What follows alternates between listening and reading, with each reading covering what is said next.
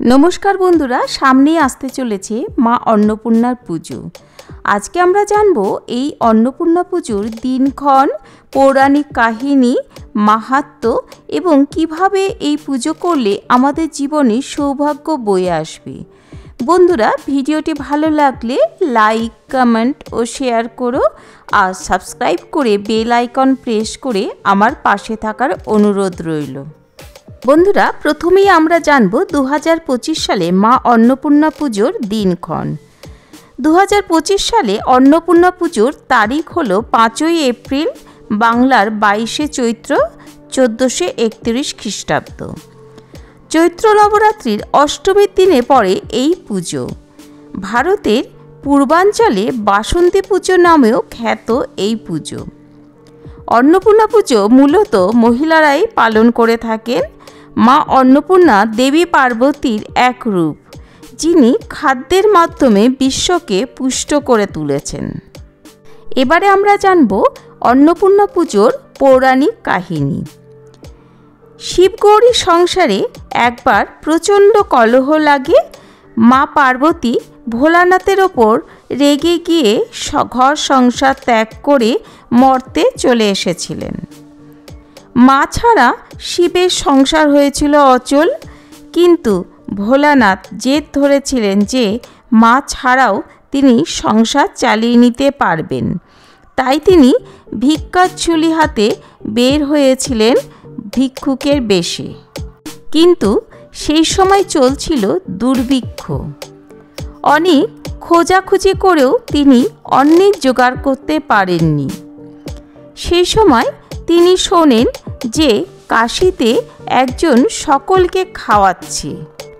তিনি গিয়ে সেখানে উপস্থিত হন এবং দেখেন মা অন্নপূর্ণা তার ভক্তদের নিজের ঝুলি উজাড় করে অন্নের ব্যবস্থা করছেন। ভোলানাথ মা অন্নপূর্ণাকে ওখানেই চিনতে পারেন, বুঝতে পারেন নিজের ভুল এবং ঝুলি পেতে মায়ের কাছে ভিক্ষা চান। তাই আজও প্রতীকী ছবি হিসেবে ভোলানাথ দেবী অন্নপূর্ণার কাছে ভিক্ষা চাইছেন। এই রূপেই তিনি বাংলার ঘরে ঘরে পূজিত হন। চৈত্র নবরাত্রির শুক্লপক্ষের অষ্টমী তিথিতে পুজো করা হয় মা অন্নপূর্ণার।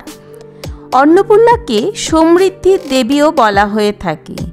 বাংলার ঘরে ঘরে পরিবারের সমৃদ্ধি ও মঙ্গল কামনার জন্য দেবী অন্নপূর্ণার পুজো করা হয়। কাশীতে বিশ্বনাথের দর্শন করার সময় অবশ্যই পুজো দিতে হয় মা অন্নপূর্ণার।